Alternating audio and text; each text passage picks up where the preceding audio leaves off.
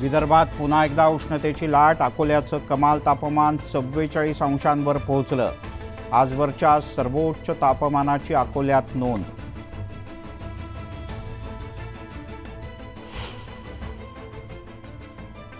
ठाणेकरांना उकाड्यापासून काही अंशी दिलासा। मुरबाड वगळता तापमान 40 अंशांच्या खालती।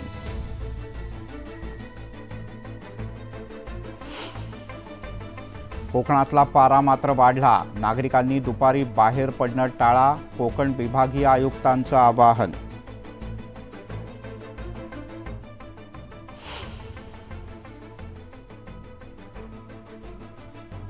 राज्यात पाणी टंचाई वाढली। जायकवाडीत फक्त 16% पाणीसाठा। मराठवाड्यातील टँकरचा आकडा 1000वर। निवडणुकांच्या काळात होणाऱ्या कार्यक्रम अर्जावर 3 दिवसात निर्णय देण्याचे आदेश। सर्वोच्च न्यायालयाची सरकारला नोटीस।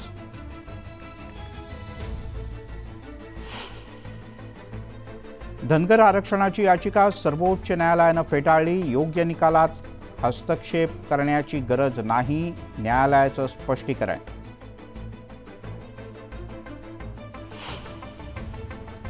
चिमूरमध्ये माओवाद्यांच्या सावटात मतदान यशस्वी पूर्ण। जवानांच्या सुरक्षिततेत मतदान पथकांचा परतीचा प्रवास।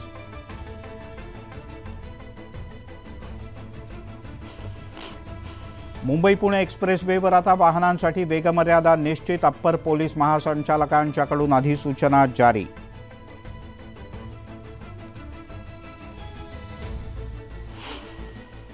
घर बसल्या मिळवा लोकसभेच्या उमेदवारांची माहिती। तक्रार असल्यास 1 तासात होणार निवारण।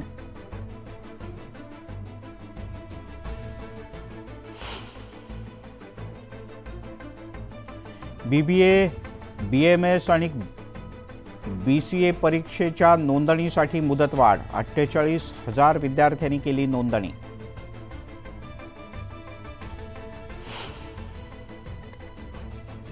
उन्हाळी सुट्टीच्या पार्श्वभूमीवर रेल्वे प्रशासनाचा मोठा निर्णय। परभणी, जालना आणि अंकाई मार्गे धावणार रेल्वे।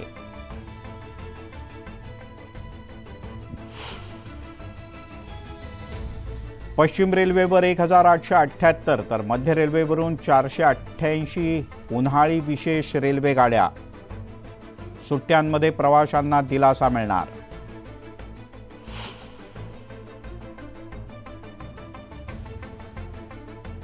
नाले सफाईची कामं वेळेत व्हावीत म्हणून ठाणे महापालिकेची निविदा प्रक्रिया। प्रतिसाद मिळत नसल्यानं 22 एप्रिलपर्यंतची मुदतवाढ।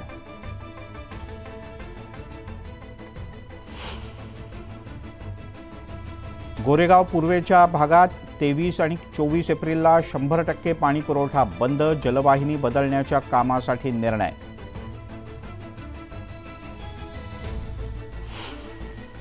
राज्य मंत्रिमंडळाच्या शाळांमधल्या विद्यार्थ्यांना 2 मे पासून सुट्टी। विदर्भ वगळता 15 जूनला शाळा सुरू होणार।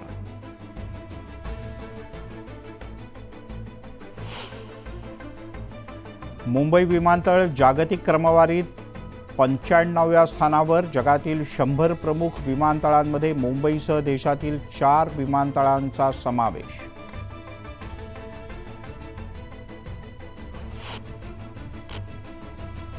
निवडणूक आयोगाचा शिक्षकांच्या नियुक्तीला हिरवा कंदील। मतदान प्रक्रिया पूर्ण झाल्यानंतर नियुक्तीसंदर्भात होणार कार्यवाही।